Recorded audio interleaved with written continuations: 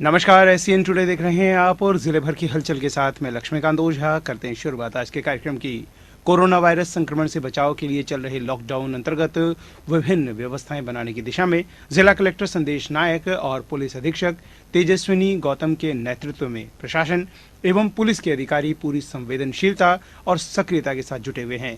एक तरफ लॉकडाउन की बेवजह अवहेलना करने वालों के खिलाफ सख्त कार्रवाई की जा रही है, वहीं आमजन को किसी प्रकार से समस्या का सामना नहीं करना पड़े, इस दिशा में पूरी संवेदनशीलता के साथ समस्त गतिविधियां सुनिश्चित की जा रही है। आज जिला कलेक्टर ने चिकित्सा एवं स्वास्थ्य अधिकारियों, उपखंड अधिकारियों, विभिन्न प्रकोष्ठ अधिकारियों से निरंतर बातचीत कर स्थिति के बारे में जायजा लिया और निर्देश दिए। इस हेतु बनाए गए व्हाट्सएप ग्रुप के जरिए भी जिला कलेक्टर समस्त लॉकडाउन एवं व्यवस्थाओं की मॉनिटरिंग स्वयं कर रहे हैं एवं एक एक व्यवस्थाओं को देख रहे हैं। इसी क्रम में प्रशासन और नगर निकायों की ओर से किरानों की दुकानों पर ग्राहकों के लिए गोले बनाकर उनके बीच 1-1 मीटर की दूरी सुनिश्चित की गई। जिला मुख्यालय पर एसडीएम अवि गर्ग, सभापति पायल सैनी ने स्वयं दुकानों पर जाकर यह व्यवस्था सुनिश्चित की।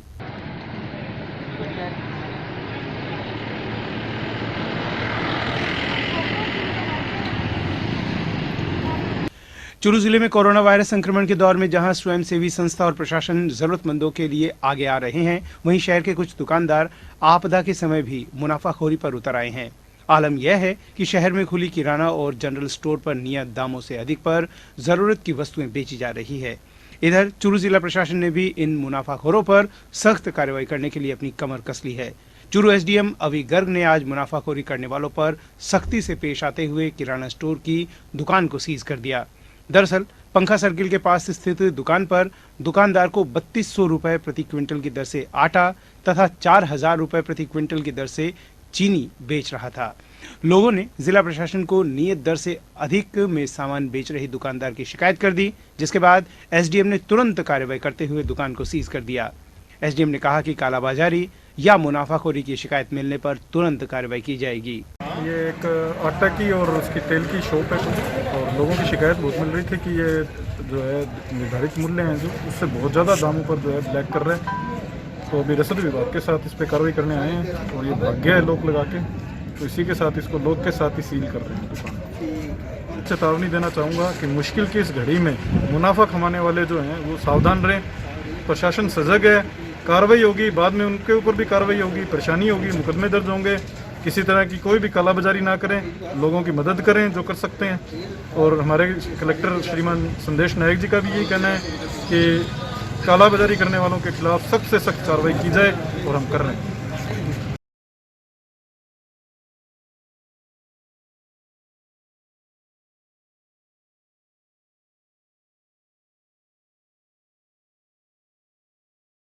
जिला प्रशासन, मुस्कान संस्था की ओर से संचालित अपनी पाठशाला एवं नगर परिषद के संयुक्त तत्वावधान में जिला कलेक्टर संदेश नायक एवं सभापति पायल सैनी द्वारा देपालसर रोड स्थित झुग्गी झोपड़ी में रहने वालों को खाद्य सामग्री एवं तैयार भोजन के पैक वितरित किए गए। जिला कलेक्टर ने कहा कि जिले के किसी भी व्यक्ति को आवश्यक वस्तुओं के लिए परेशान नहीं होने दिया जाएगा। जरूरतमंद परिवारों को राशन सामग्री और भोजन का वितरण किया जाएगा। उन्होंने इस कार्य के लिए भामाशाहों, दानदाताओं, संस्थाओं को आगे आने की अपील की। हमने पूरे चूरू ज़िले में कि जो ज़रूरतमंद लोग हैं उनके सर्वे किए हैं और उस सर्वे के अनुसार हमारे आंकड़ा करीबन 7000 के आसपास आती है। उन सबको हम 10-10 दिन की राशन देने की प्लान में हैं और इसकी शुरुआत भी की हैं। जल्दी से जल्दी सभी को हम अपने ड्राई राशन किट उपलब्ध कराएंगे। हमारा गोल यही है कि इस संकट के समय में कोई भी ऐसा व्यक्ति ना रहे जो भूखा सो रहा हो या उसको समस्या हो रही हो, उसकी समस्या से दूसरे किसी को समस्या आ रही हो। तो हमारा कोशिश ये रहेगी, हमारे जो वॉलंटियर्स हैं हमारे साथ जो मिलजुल के काम करेंगे, उनके साथ मिलकर हम सभी को कुछ ना कुछ मदद करेंगे, जिससे इस विपरीत कंडीशंस में लोगों को कुछ इशू ना आ जाए। ये सब मजदूर वर्ग और ये जो झुग्गी झोपड़ी में रहने वाले लॉबी के लिए ये राशन वितरण का काम कर रहे हैं। इसमें जन सहयोग से और कलेक्टर साहब के निर्देशन में काम हो रहा है।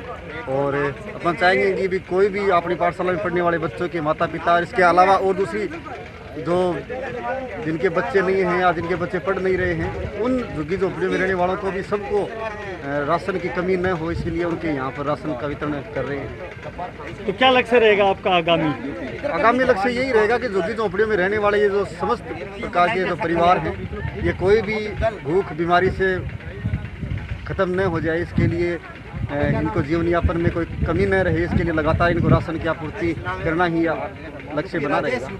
चूरू में आज अचानक से मौसम ने बदलाव लिया। शाम 4 बजे पहले बादल छाए और फिर जमकर बारिश हुई।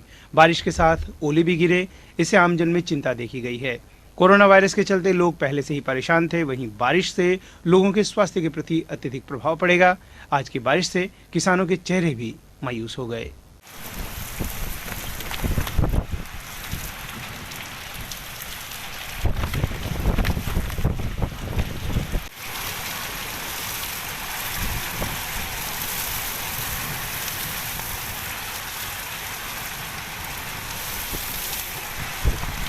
चूरू के गांव घांगू में शाम 4:30 बजे के बाद मौसम ने जोरदार पलटा खाया। आसमान में तेज आंधी के साथ बरसात और जोरदार ओले गिरे, जिसके कारण किसानों के खेतों में खड़ी और काटी गई फसलें ओले, आंधी और बरसात के कारण खराब हो गई।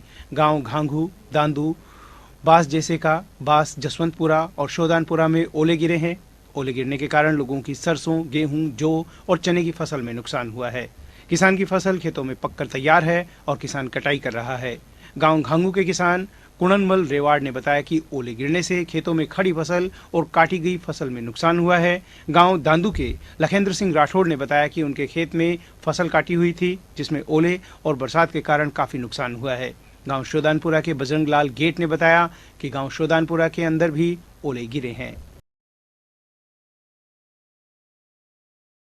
देशव्यापी महामारी कोरोना को लेकर चल रहे लॉकडाउन के दौरान मजदूरी करने वाले लोगों को लेकर तारानगर के भामाशाहों ने साथ देने का निर्णय लिया है। पूर्व चेयरमैन कांग्रेस नेता जसवंत स्वामी ने बताया कि भामाशाह और समाजसेवी सुरेश चौधरी ने 15 क्विंटल गेहूं देने की घोषणा की है, तो वहीं तारानगर के विभिन्न समाजसेवी संस्था मिलकर 10,000 सैनिटाइजर बोतल वितरण करने का फैसला लिया है। 1 मीटर की दूरी हो और आपके अपने ऑफिस में वो दूरी सिमट रही है, और खिड़की पे आप देखोगे 10-10 का झुंड खड़ा है, तो इससे लोगों में एक अलग संदेश। राज्य सरकार और केंद्र सरकार के नियमों का पालन करना चाहिए और प्रशासन का पूरा सहयोग करना चाहिए, और इस बीमारी से बचने के लिए हमें घरों में रहना चाहिए। हमारे तारानगर में जो कमजोर तबके के लोग हैं, जो मजदूरी पे नहीं जा पा रहे हैं, उन लोगों के लिए प्रशासन स्तर पे और हमारे विधायक महोदय के निर्देशन पर और मेरे मिलने वालों से, जैसे सुरेश जी चौधरी है, भामाशाह है, उनके द्वारा 15 क्विंटल गेहूं का आटा व अन्य सामान दिया जा रहा है। व तारानगर के अन्य भामाशाह द्वारा 10,000 सैनिटाइजर की बोतल की व्यवस्था की जा रही है, जो हम आम गरीब के घरों में एक घर तक पहुंचाने की व्यवस्था करेंगे। राजल देसर में कोरोना महामारी संक्रमण से बचाव के लिए केंद्र और राज्य सरकार के आदेशों की पालना में आज कस्बे में सन्नाटा पसरा रहा। पुलिस और प्रशासन की बार बार समझाइश पर सड़कों पर दुपहिए वाहन और आमजन की आवाजाही नहीं के बराबर रही। कस्बे का अत्यधिक व्यस्ततम स्थल निजी बस स्टैंड और सुभाष चौक पर सुबह 11:30 बजे तक वीरानी छाई रही। दोपहर 12 बजे बाद सब्जी और परचून की दुकानें खुलने पर थोड़ी चहल पहल नजर आई। सब्जी बाजार में लगे सब्जी के ठेलों पर एक साथ भीड़ न जुटे, इसके लिए एसएचओ सुरेंद्र राणा समझाइश करते देखे गए। नायब तहसीलदार सुभाष कुलहरी ने मेडिकल स्टोर, किराना, फल, सब्जी और दूध आदि विक्रेता के दुकानदारों को निर्देशित किया है कि वे अपनी अपनी दुकानों के सामने 1.25 मीटर की दूरी पर ग्राहकों को खड़े होने के लिए 3-4 सर्किल बनाए तथा अनावश्यक लोगों को खड़ा न करने दे। नगर पालिका प्रशासन की ओर से सार्वजनिक स्थलों पर सोडियम हाइपोक्लोराइड का छिड़काव करवाया गया। जहां एक और पुलिस प्रशासन मुस्तैद देखा गया, वहीं पालिका के सफाई सेवक भी सफाई व्यवस्था में जुटे रहे।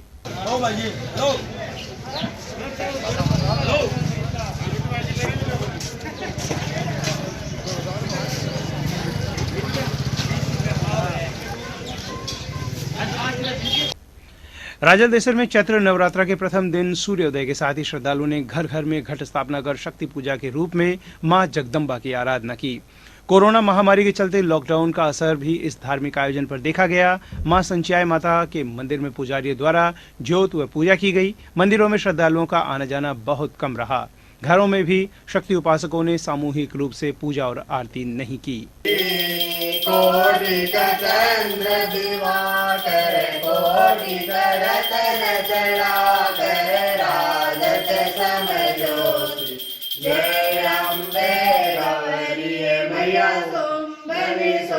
रतनगढ़ में कोरोना वायरस को लेकर जारी लॉकडाउन में आम जन को असुविधा न हो, इसके लिए कांग्रेस जिला अध्यक्ष भंवरलाल पुजारी ने उपखंड कार्यालय के आगे उपखंड अधिकारी गौरव सैनी से विभिन्न बिंदुओं पर विचार विमर्श किया और इस महामारी के बचाव हेतु सुरक्षा के बिंदुओं को सख्ती से पालन करवाने और गरीब तथा दिहाड़ी मजदूरों को भुखमरी का सामना नहीं करना पड़े, इसके लिए निवेदन किया।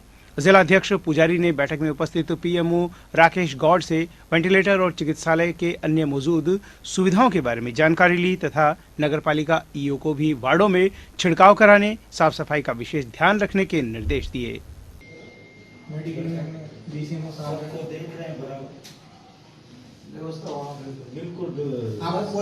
स्टाफ कोई छुट्टी पे है, कोई और है, उसको बुला लिया कोई भी चीज इनको इन्होंने भी खुद ने आगे बढ़ के और जो रतनगढ़ नागरिक परिषद है उन्होंने आगे बढ़ के 1.5 लाख की कल सामान उसका हमने मंगाया है, जिसमें मास्क है और जो प्रोटेक्टिव गियर है, सैनिटाइजर है और 3-4 चीजें नेबुलाइजर है, वो सब इन्होंने मंगाया है। वो आगे आ रहे हैं, धीरे धीरे आ रहे हैं। अब जो जैसे आप नगरपालिका सीईओ साहब, आप तो लोगों की भी मदद करो, आप हॉस्पिटल। रतनगढ़ पहुंचा हूँ, एसडीएम साहब से और संबंधित अधिकारियों से मेरी चर्चा हुई। निश्चित रूप से सरकार के निर्देश के मुताबिक सारे अधिकारी समुचित ढंग से काम कर रहे हैं। फिर भी यहाँ जिस बात की भी कोई आवश्यकता है उसके लिए इस रतनधरा के जितने भी भामाशाह हैं, प्रमुख नागरिकगण हैं, जितने भी संगठन बने हुए हैं, सामाजिक व्यापारिक संगठन हैं, उन सब से मैं अपील करना चाहूँगा कि इस संकटकालीन समय के अंदर हम सब मिलजुल करके एक से सब लोगों को राहत प्रदान करें। आर्थिक रूप से जहां आवश्यकता है वहां पे सरकार और प्रशासन का हम सहयोग करें और उसी के संदर्भ में मैंने यहां चर्चा की है कि मेडिकल व्यवस्था, चिकित्सा व्यवस्था किस तरह से लोगों को ज़्यादा से मिले, नगरपालिका के द्वारा यहाँ सफाई व्यवस्था और अन्य जो मूलभूत सुविधाएं हैं, और उस संबंध में पूरी चर्चा हुई है। लोगों को जो मुख्यमंत्री जी की सोच है कि सब लोगों को निःशुल्क गेहूँ मिले, भोजन मिले, उसके संदर्भ में भी चर्चा की है। रतनगढ़ में आज तेज धूप के साथ दिन की शुरुआत हुई तथा दोपहर आते आते आसमान में बादलों ने डेरा जमा लिया, जो धीरे धीरे गहरे होते गए। शाम 4 बजे बादलों की गड़गड़ाहट के साथ नगर और ग्रामीण क्षेत्रों में तेज बरसात हुई। लगभग 15 मिनट हुई क्षेत्र में वर्षा के कारण जहां एक ओर किसानों ने अपनी पक्की हुई फसलों को देखकर मायूसी जाहिर की, वहीं दूसरी ओर क्षेत्र में चल रहे लॉकडाउन के दौरान व्यवस्थाएं संभाल रहे प्रशासन, पुलिसकर्मियों, सफाई कर्मियों को परेशानियों का सामना करना पड़ा।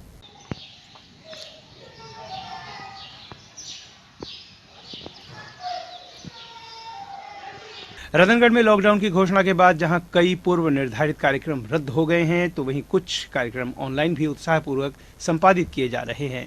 ऐसा ही एक उदाहरण रतनगढ़ में देखने को मिला, जहां प्रधानाचार्य संदीप व्यास के घर पर उनके सुपुत्र नवीन की मंगेतर जोधपुर निवासी दीक्षा के सिंजारे की परंपरागत रस्म मोबाइल पर वीडियो कॉन्फ्रेंसिंग के माध्यम से की गई।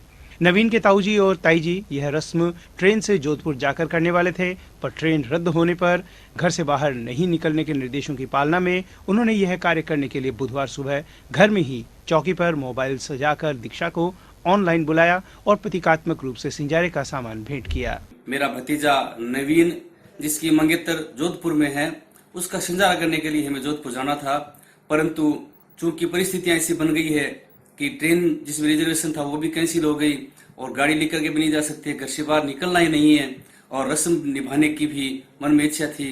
तो आज सुबह सुबह ही सभी परिवारजनों ने यही निर्णय किया कि हम जब सुविधा है, तकनीकी सुविधा है, ऑनलाइन हम कॉन्फ्रेंस से बात, वीडियो कॉन्फ्रेंसिंग से बात करते हुए हम ये रस्म अदा कर दें। तो हम सब ने मिलकर के वीडियो कॉन्फ्रेंसिंग से उसको कॉन्फ्रेंसिंग में बुला लिया और हंसी खुशी के साथ ये सिंजारे की जो रस्म है वो अदा की। जितनी साड़ियां वगैरह हमें देनी थी वो दी और मेरी आदरणीय माता जी है, उन्होंने भी ये जो नई तकनीक देखी तो उनको बड़ा आश्चर्य हुआ और बड़ी खुशी खुशी उन्होंने भी वो श्रृंगार पेटिका है वो अपने पोते की बहू को भेंट की। राष्ट्रीय आपदा की इस घड़ी में लॉयंस क्लब सरदार शहर डायमंड ने एसडीएम के आह्वान पर खाद्य सामग्री की किट बनाकर प्रशासन के सहयोग से वितरित किया। क्लब प्रवक्ता लॉयन किशोर भारद्वाज ने बताया कि इस वितरण कार्यक्रम में प्रहलाद पारिक, कानून गो, लॉयन सुशील भोजक एवं लॉयन मुबारक तुगलक ने पूर्ण सहयोग किया। सरदार शहर में कोरोना संक्रमण रोकथाम हेतु उपखंड अधिकारी रीना छीपा द्वारा लिए जा रहे महत्वपूर्ण फैसलों के अंतर्गत गुरुवार से शहर के मध्य स्थित सब्जी मंडी को तुरंत प्रभाव से स्थानीय ताल मैदान में स्थानांतरित किया गया है। शोभाकांत स्वामी ने बताया कि प्रशासन के निर्देशानुसार सब्जी मंडी शीतला माता मंदिर के पास स्थापित की जाकर आमजन को भीड़ भाड़ की स्थिति पैदा नहीं करने का निर्देश दिया गया है। सब्जी खरीदने का समय प्रतिदिन प्रातः 10 से शाम 4 बजे तक रहेगा। सब्जी मंडी शिफ्ट किया सर? हाँ, ये एसडीएम साहब और हमारी एक संयुक्त बैठक हुई थी, व्यापारियों के साथ भी बैठक हुई थी। उनमें ये तय किया गया कि इस सब्जी मंडी को फ़िलहाल ताल मैदान में शिफ्ट किया जाए इन द पब्लिक इंटरेस्ट। तो ये हमने आज सब्जी मंडी खाली करवाई है और इसको जैसा भी प्रशासन आदेश देगा आगे कहाँ संचालित होनी है वो आगे की बात है। सरदार शहर में पुंसीसर निवासी हाल सरदार शहर बंशीधर बोहरा ने 1 लाख रुपए एवं प्रहलाद पांड्या ने 11,000 का चेक मुख्यमंत्री सहायता कोष में एसडीएम को प्रदान किया। मैना देवी रामावतार द्वारकेश परिवार द्वारा 11,000 तथा गिरीश लाटा ने 21,000 रुपए के चेक मुख्यमंत्री सहायता कोष में दिए। सरदार शहर में कोरोना वायरस के महासंकट को दूर करने के लिए देश भर में लगी लॉकडाउन के अंतर्गत लोगों को दैनिक आवश्यकता की राशन सामग्री प्राप्त हो सके, इसके लिए कस्बे के व्यापारियों ने तय किया है कि वे गुरुवार से प्रातः 10 से शाम 4 बजे तक किराने की कुछ दुकानें खोलेंगे।